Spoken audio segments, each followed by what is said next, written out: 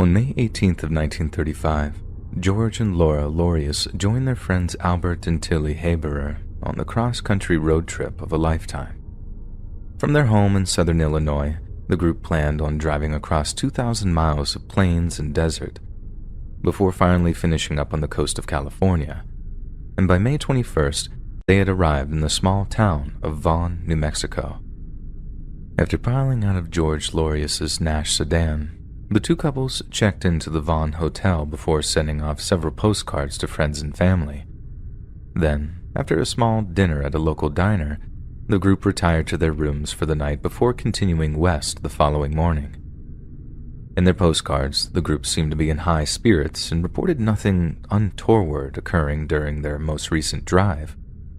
But after the couples continued driving west on the morning of the 22nd, neither was ever heard from again.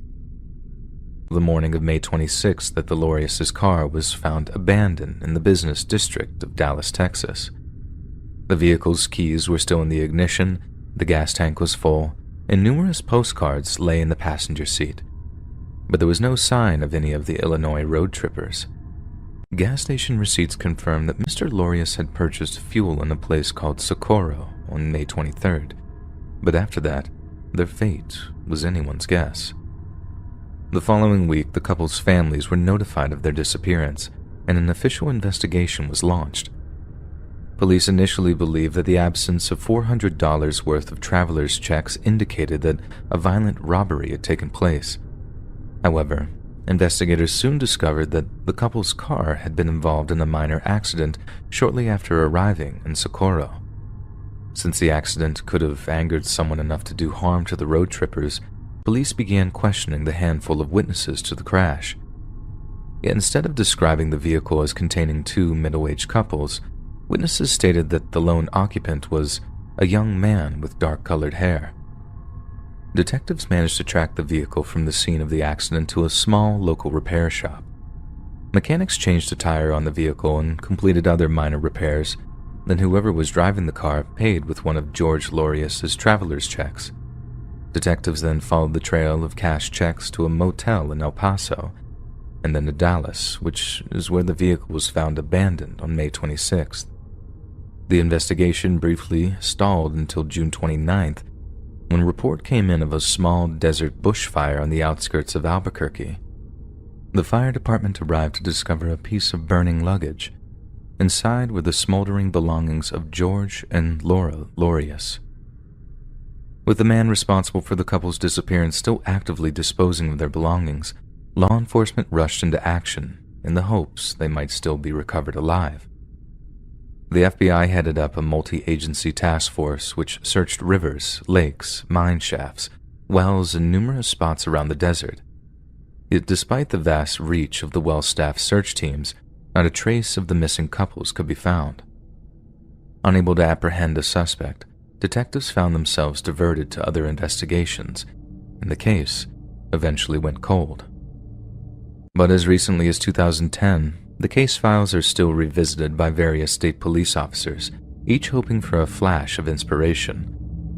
According to one such officer, Agent Norman Rhodes, the case has never been officially closed, but the low probability of it being solved means that the New Mexico State Police can rarely afford to pay it any mind. Yet despite the perceived difficulties of the case, Agent Rhodes has since made it his personal mission to discover what happened to the 4 Illinois road trippers.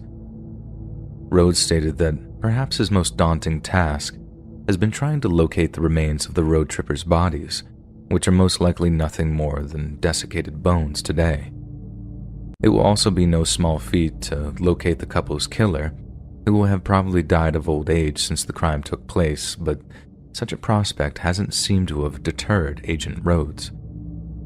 Perhaps his zeal comes from the ongoing support and assistance provided by Laura Lorius's great-niece, Barbara Ashcraft, who is desperate to see the family mystery finally solved. When pressed on what her theories regarding his relative's fate, Ashcraft believes they were murdered in Vaughn, possibly in the very same cafe that they had their breakfast in on the morning of their disappearance. The purpose of their stop in Vaughn was so that the Loriuses could visit an old friend who just so happened to live there, but it's unclear whether or not this friend actually met with them. Not only that, but in 1963, a private investigator named Walter Duke received a letter from a woman claiming to have witnessed the murders. The woman said she watched the two couples being escorted into the basement of a cafe, and that she had later heard that they'd been robbed, murdered, and then buried in wet concrete. The tip has led Barbara Ashcraft to suggest that the investigation should focus on the concrete slabs lining the site of the former Vaughn Hotel, but Agent Norman Rhodes has another theory. After combing over stacks of reports in the State Police Records Division, Rhodes has created a timeline of events and interviews that's an incredible 141 pages long. According to him, 2 postcards in particular have convinced Rhodes that the couples actually left Vaughn on the morning of May 22nd with the intention of driving to Albuquerque via Santa Fe.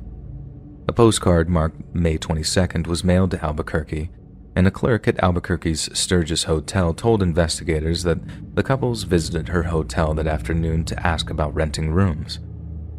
Agent Rhodes believed that the couples rented one of the smaller rooms at this hotel so that each of them could take a shower, and intended to travel over to Gallup by nightfall. Yet shortly after leaving town, they suffered their run-in with their mysterious killer. It's very possible that the couples misjudged the distance to Albuquerque and had ended up driving around in the dark when it's much harder to properly navigate.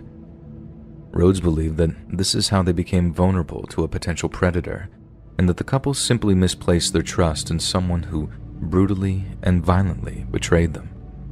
Although spotted by a handful of witnesses, the police are no closer to identifying the man who took George Lorius's car, as they were almost 90 years ago.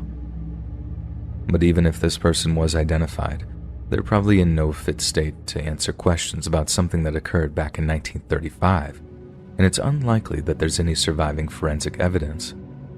The truth behind the disappearance of George Lorius, Laura Lorius, and their friends Albert and Tilly might well have vanished along with them, and the mystery of how 4 regular, wholesome people simply disappeared one day is unlikely to ever be unraveled. Back in my early 20s, me and my bestie went through a phase of going on road trips every other weekend, and this one time, we planned on driving all the way to San Francisco with a few stops in between. So first day, we're about 4 hours into the drive and we're going along I-70 in Colorado, coming up on the state line. Around 8 p.m., we pull over at a gas station, and while I'm fueling up, I notice these other 2 girls pumping gas. They looked around the same age as us, like they could have been on a road trip just like we were, but just behind them, at the other pump, was this guy. He looked like he was in his late 30s or early 40s, and the girls can't see him doing it, but he's just staring at these 2 girls with a blank expression on his face, eyes darting back and forth between them as they pumped their gas. It was really creepy, but after a while, the guy went back to seeing to his car, and I went inside of the gas station to grab some snacks as fuel for our night drive up to Salt Lake City. When I walk back out of the gas station, the girls are just leaving in their car, and when I take a look around for the creepy truck guy, he's staring at their car again. Then, in a move that seemed so full of bad intention that it actually freaked me out, he suddenly jumped in his truck, then went speeding off in the same direction as the girls did. I'm like, no. If that happened to me and my friend, I'd want someone to have our back too, even if it was just to trail us while dialing 911 or whatever. By the time I caught up with them, the guy was riding their butt with his high beams on, flashing his lights every so often like he was trying to get them to pull over or something. Then right there in front of me, the guy speeds up around the side of the girl's car. Then I can see him leaning over in his seat so he can shout stuff over to them. The next thing I know, the girl's car starts to pull over and I'm thinking, oh God, no, don't do it. But the guy in the truck just passes them and keeps going, maybe because he saw me in his rear view and knew that he couldn't do anything with witnesses. Then me and my friend also pull over right up behind where the girls are parked, and after putting my hazard lights on, we got out to see if they were okay, and they were not okay. The guy was so obviously not a cop, but apparently he'd been yelling at the girls that he was a deputy and that if they didn't pull over, they'd be going to jail. That was when they decided to actually do as he was asking, and if they pulled over without us being behind them, there's no telling what would have happened that night. I think it says everything that the guy just fled once we realized that they weren't alone. He must have known that his little cop impersonation wouldn't have stood up to scrutiny, but then he obviously wasn't planning on keeping his little charade up if he actually got the girls to pull over. If he'd have gotten his hands on them, they would have been in a whole world of hurt. We told the girls that they were welcome to stick behind us until we reached the next gas station or any place they could stop and link up with the cops to tell them what happened. They took us up on the offer and we parted ways not long after, but not after some very grateful hugs. Stuff like that made me wonder just how safe me and my friend were. Someone else had gotten unlucky that time, but how long would it be until it was us that had attracted the attention of some highway psycho? We tried to cut down on the amount of time we spent driving at night after that. It always made it much easier to get around, what with the roads being less busy, but I think we can all agree that there's something about the darkness that makes creeps feel more comfortable being creeps. There's a wilder point in there too, and it's something that'll always scare me as a young woman. We can take all the safety precautions we want, go on as many take back the night marches as we can organize. Heck, we can go ahead and carry a gun if we're so inclined, but we'll never be able to stop people wanting to hurt other people. Some are born that way, some are made that way, and sometimes, when they really want to inflict pain or misery, there's really nothing anyone can do about it.